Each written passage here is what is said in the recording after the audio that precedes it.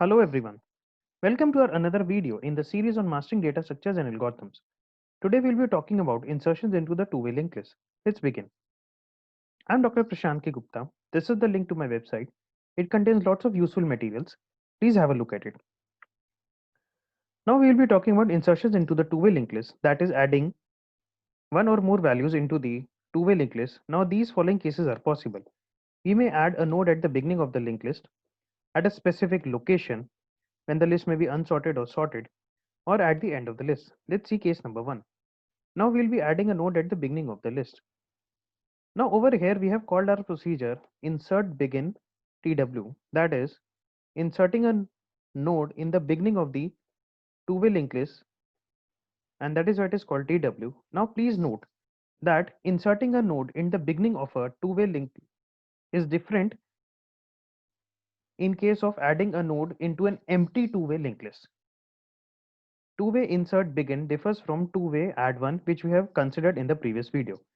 As against these two procedures, that is adding a node at the beginning of the linked list and adding a node in an empty list, they were quite similar in case of circular linked list as well as the one-way linked list. Let's see how. Now we'll allocate the memory to the new node dynamically using the malloc function. We will assign its info part as the data value that we want to insert. We will assign its forward link the address of the start. We will make its backward link as null because it will be the first node. Then start holds the address of the node which is currently the first node into the linked list. So therefore, we need to make its backward link point to the new node. And then we break the link and now new becomes the first node. Let's see how.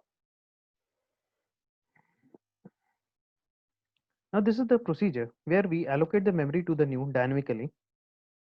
We initialize its info part with the data value and we are given this two-way linked list. Now we assign the news forward link is the address of the start, that is the address of the node which is currently the first node into the linked list. So you can see now this field value which was earlier f link now changes to start.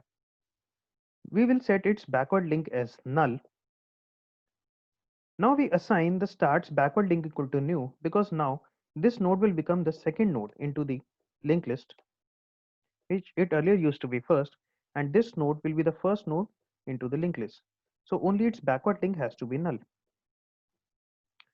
Now we allocate start the address of the new.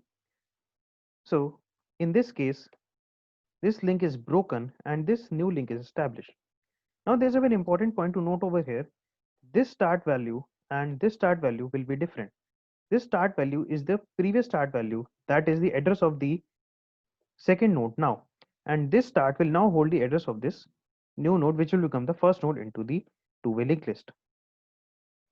This is the corresponding C program. These are the header file declarations. This is the structure declaration. We allocate the memory to the new dynamically. We initialize this data value to the information part. And then these are the usual statements. Thank you all for watching this video and don't forget to subscribe to our channel. More and more good videos are coming up soon. Thank you.